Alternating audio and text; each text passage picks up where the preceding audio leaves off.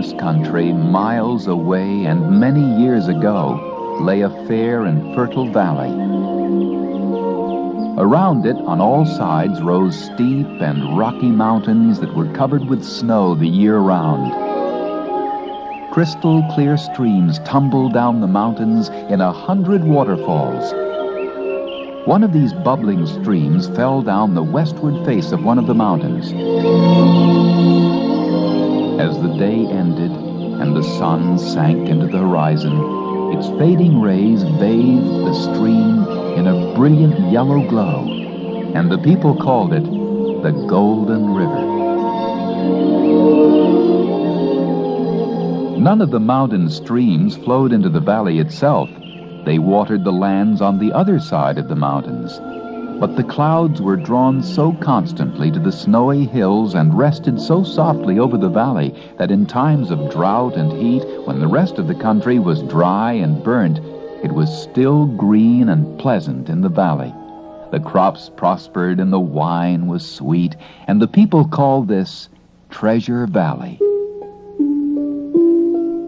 The whole of this little valley belonged to 3 brothers, Hans, Schwartz, and Gluck. Hans and Schwartz, the older brothers, were cruel and ugly men whom everyone feared and hated. They farmed the valley and killed everything that got in their way. They shot the blackbirds because they pecked the fruit. They killed the hedgehogs so they wouldn't bother the cows. They even poisoned the crickets because they ate the crumbs from the kitchen. And they worked their servants hard and then refused them their wages. They became very rich off the land, but the people called them evil brothers. The youngest brother, Gluck, was as different from his brothers as you can imagine.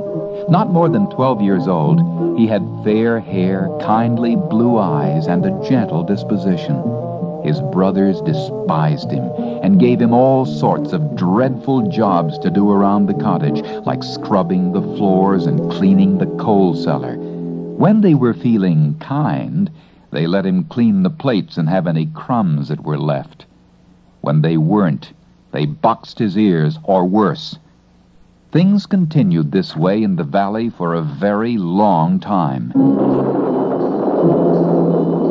Then one year, a very wet summer made everything go wrong in the countryside around the valley. The hay had hardly been cut when the rains carried the haystacks down to the sea. The grapevines were cut to pieces by huge hailstones, and the corn was killed by a blight. Only Treasure Valley escaped this punishment by nature. The 2 older brothers charged what they liked for their plentiful crops, and the poor people had to pay it. There was much begging, and some people starved, but the evil brothers paid not the slightest attention. It was drawing near winter, and the weather was very cold, when one day the brothers went out, leaving Gluck to mind the roast in the kitchen. They issued him their usual warning. Make sure you don't let anyone in while we're away. And don't give anything out to beggars at the door. Gluck huddled close to the kitchen fire, for the house was cold and damp. Round and round he turned the roast, watching hungrily as it turned a rich, dark brown. What a pity that my brothers never ask anyone in to share such a meal. And with so many starving, too. Just as he spoke, there came a sharp knocking on the door. It must be the wind. No one would dare knock on our door. No, it wasn't the wind. And there it came again. Gluck went to the window, opened it, and stuck his head out to see who it could be. To his astonishment, there on the doorstep stood the most extraordinary little man he had ever seen. He had a very large nose, bright red cheeks, and a mustache that curled around twice like a corkscrew. On his head was a high pointed cap with a long black feather that reached to the ground. Billowing out behind him in the wind was a great black cape. And strangest of all, he was only about 4 feet high. Suddenly, the little man whirled around to grab his windblown cape and spied Gluck at the window. Here! That's not the way to answer the door. I'm wet. Let me in. He certainly was wet. His feather hung down between his legs like a puppy's tail and dripped like an umbrella. From his mustache, rivulets of water ran into his waistcoat pockets and out again. And each time the wind caught his cape, great showers of water scattered everywhere. I beg your pardon, sir. I'm really very sorry, but I can't let you in. My brothers would beat me. What is it you want here? Want? I want fire and shelter. Let me in, I say. I only want to warm and dry myself. Oh, well, thought Gluck, a quarter of an hour can't hurt, just until the roast is done. Round he went to the door and let the little man in.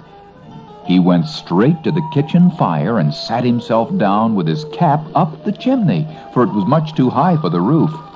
"You'll soon dry there," said Gluck, as he went back to turning the roast. But very soon it was evident that the little man wasn't drying at all. In fact, in no time, a great puddle began to spread across the kitchen floor, and from his cap and mustache he drip, drip, dripped into the fire, which fizzed and sputtered. Gluck was afraid.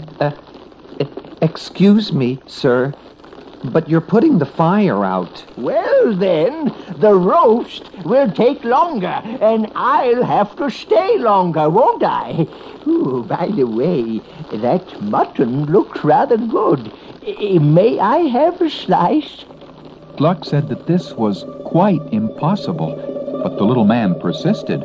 Finally, Gluck agreed, but just as he sliced into the mutton, the door flew open. What's going on here? Who the devil is this? And how did he get in? The two brothers rushed forward and tried to grab hold of the little man, but no sooner had they touched his collar when they both were sent spinning across the room and landed in a heap in the corner. The little man then whirled about, winding his cape around him, and spoke with great dignity and coolness. Gentlemen, I wish you good day, but I will return tonight at midnight, and after such treatment, you can be sure it will be my last visit here. And with that he flung open the door and disappeared into the rain. Now, the two older brothers had been a bit taken aback by this strange encounter, but their anger at Gluck soon restored their usual bad temper. A pretty business this, Mr. Gluck. You get below, into the coal cellar, until we call you. That'll teach you. Then Hans and Schwartz filled themselves on the roast, locked up the rest, and went to bed, quite the worse for several bottles of ale. And what a night it was!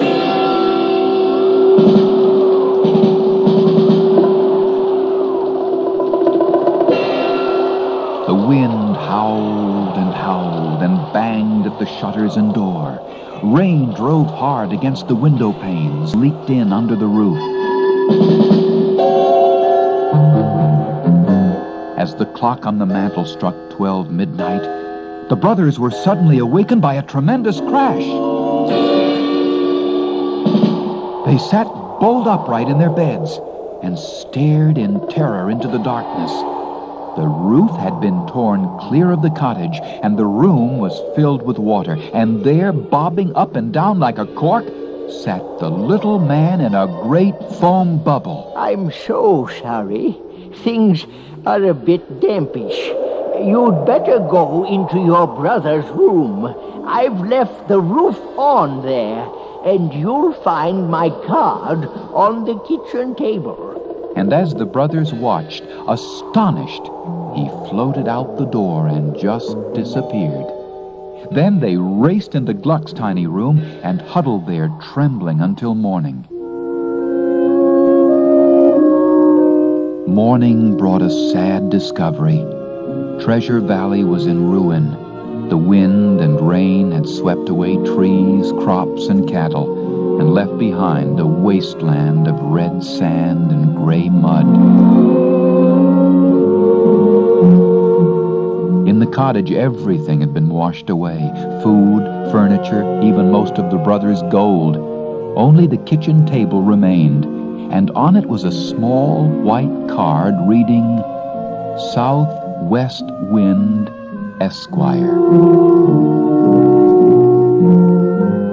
Southwest Wind Esquire kept his word, and after that momentous visit he entered Treasure Valley no more. Furthermore, he persuaded the other winds to stay away as well, so no clouds blew over the valley, no rain fell from one year to the next, no soft breezes ruffled through the corn. Indeed, no corn grew at all. What had once been the richest soil in the kingdom became a shifting heap of red sand, and the two evil brothers, once the wealthy and powerful landlords, were penniless. Abandoning their worthless land, they moved to the city and set themselves up as goldsmiths with what little remained of their ill-gotten gold. But the people wouldn't buy their gold, for they knew it was mixed with cheap copper, and eventually the brothers were reduced to one gold mug that belonged to Gluck. An odd mug it was, too. The front was decorated with a very fierce face, and the handles were carved to look like fine golden hair and a flowing mustache. It broke Gluck's heart to see it melted down, but his brothers only laughed at him and tossed it into the melting pot. Then they went out to the alehouse, leaving Gluck alone to pour out the metal into gold bars. When they were gone, Gluck took a last sad look at his gold mug fast disappearing in the melting pot, and then went to sit by the window. From the window, he could see out across the city to the jagged mountains from which sprang the Golden River. It was late in the day, and the mountain tops were all crimson and purple in the sunset. Blazing pink and red clouds hovered above them like bowls of fire. And brighter than all the rest, the river fell in a glowing column of yellow gold down the mountainside. A many-hued rainbow arched across it, fading into the spray. Ah, thought Gluck, if only that river were really gold, how wonderful that would be. Oh, no, it wouldn't, Gluck. Gluck sprang up from his chair. What was that, he said out loud. He thought it sounded like it came from near the furnace, where the gold was being melted. Cautiously he approached the melting pot and lifted the lid. There, in the melted gold, instead of the reflection of his own face, was the face of his old friend, the golden mug, smiling a mischievous smile. Come, Gluck, my boy. I'm all right. Pour me out. Gluck shook himself to make sure he wasn't dreaming, and then picked up the pot and placed it on the table. Slowly, he tipped it as if to pour out the molten gold. But instead of a liquid stream, out fell a little golden dwarf, about a foot high. Gluck was so dumbfounded that he almost dropped the pot. "That's much better," exclaimed the dwarf as he stood up and shook out his coattails. Gluck just stared. Excuse me, sir, but were you my mug? The little dwarf walked straight to the edge of the table and looked Gluck right in the eye. I, sir, am the king of the Golden River. I was only your mug because of the evil spell of another king. But you have freed me now, and I am willing to help you get free from your wicked brothers. Listen, and do as I say." Then the dwarf told the amazed Gluck that whoever climbed up the mountain to the source of the Golden River and poured 3 drops of holy water into the river, for him and him only the river would turn into gold. But whoever casts unholy water into the river, he warned, will be himself thrown into the water and turned into a black stone. So saying, the dwarf walked right into the hottest flame of the furnace and just evaporated.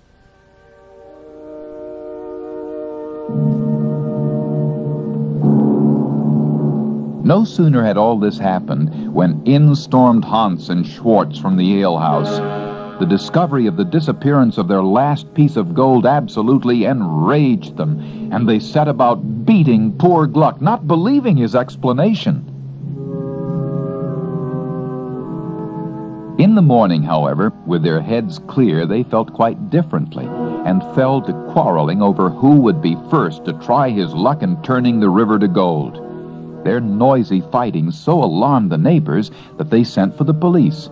Hans ran and hid in the attic, but Schwartz was dragged off to jail for disturbing the peace.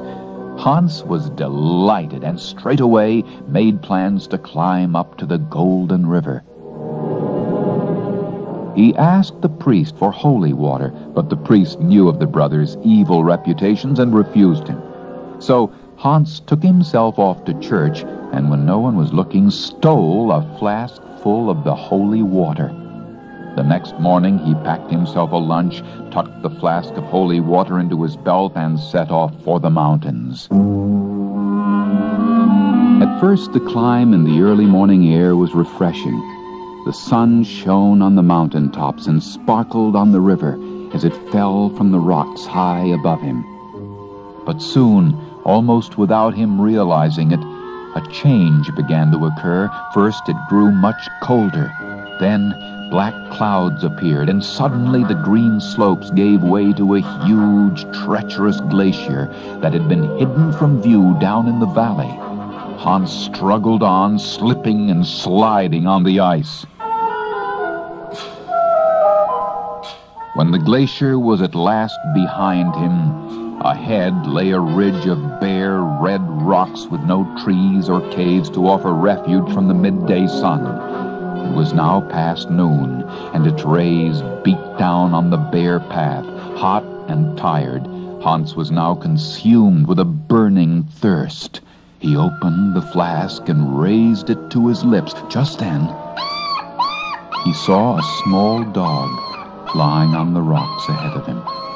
The dog was dying from thirst. It gave out pitiful cries as it saw Hans's water flask, but Hans ignored the poor beast, took a long drink of the water, and walked up. As he did, a strange, dark shadow passed over the sun. The pathway suddenly became steeper and rockier. The noise of the rushing water pounded in his ears, and his thirst increased with every step. He must have another drink. He stopped to open his flask, and again, as he did so, something moved on the path in front of him. It was a young child, lying almost lifeless on the rocks, its eyes closed, its lips parched and burning with thirst. Hans eyed the child without sympathy, took a long drink, and walked on.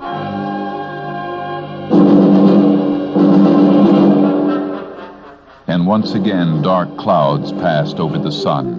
The air was heavy and hot, but the goal was near now. The Golden River was close by, and up ahead Hans could see the spot in the rocks from which it sprang. He paused a moment to rest. Suddenly he heard a faint cry, and the gray old man ran down the path, his arms outstretched, begging for water. He collapsed at Hans's feet. Without any hesitation, Hans stepped over the body and ran on toward the river.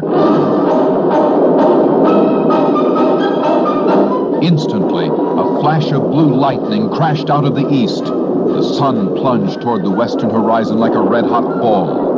Hans stood on the bank of the Golden River where it flowed from the rocks.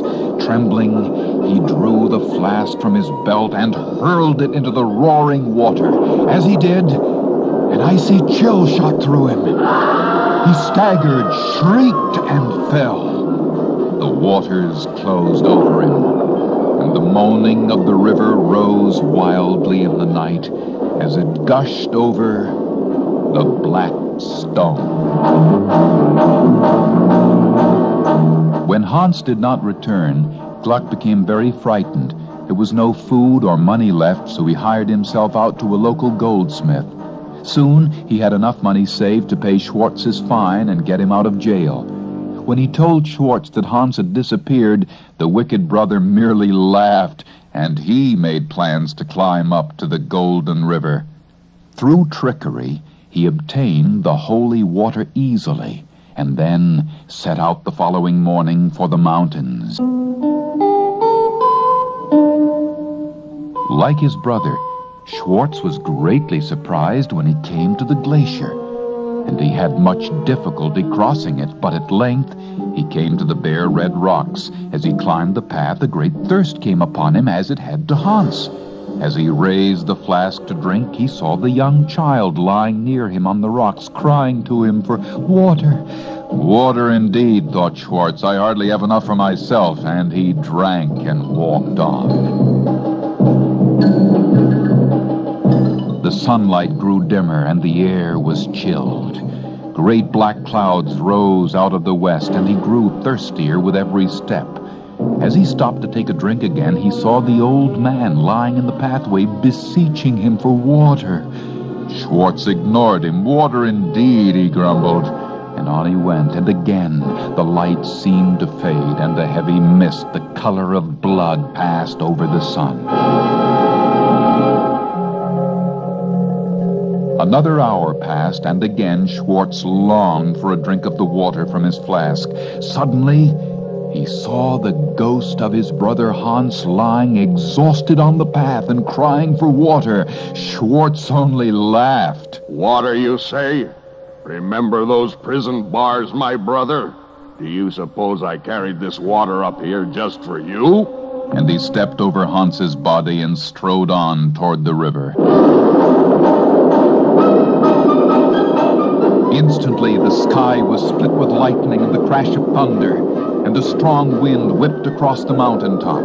Schwartz teetered on the edge of the Golden River and cast the flask into the stream. As he did, the earth gave way beneath him, and the waters closed over his cry, and the moaning river gushed over 2 black stones. When Schwartz did not come back either, Gluck decided to try to climb up to the Golden River himself. Perhaps he would find his brothers and the gold. He packed a lunch and the flask of holy water that the priest had given him readily, as everyone knew what a good lad he was, and off he set for the mountains.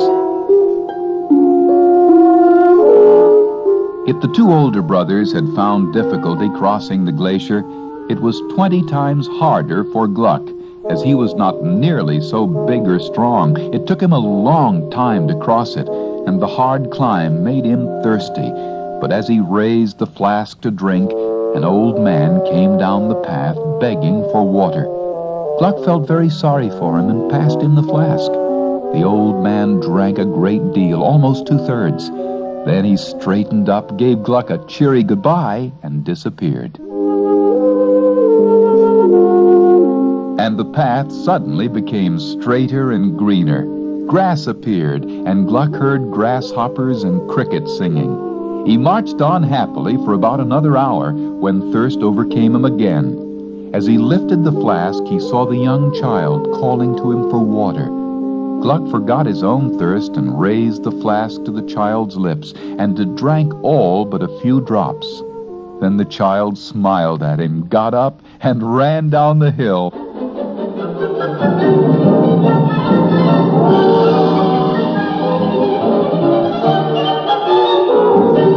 Now there were fragrant flowers growing up through the rocks. Birds sang and butterflies fluttered over the grass. Gluck had never felt so happy in his life. When the thirst came over him again, he saw that he had only 5 or 6 drops left. As he was hanging the flask back on his belt, he saw the pitiful little dog lying by the path, gasping for water. Oh, confound the king and his gold, thought Gluck. Here, dog. And he poured all that was left down the dog's parched throat. At once the dog sprang up onto its hind legs. Its tail disappeared, and its ears became long, silky, golden hair. In 3 seconds, the dog was gone, and before Gluck stood his old acquaintance, the king of the Golden River. You're a good lad, Gluck. You did not refuse your water to the weary and dying as your brothers did. Here. The dwarf stooped down and plucked a lily. On its leaves were 3 drops of glistening dew. Cast these into the Golden River, and then go back to your home in Treasure Valley. and good luck to you.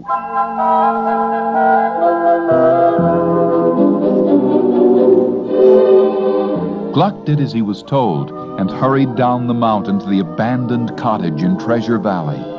When he got there, he stood and looked back at the mountain. To his amazement, the rock split open and the Golden River tumbled down into the dry, wasted valley.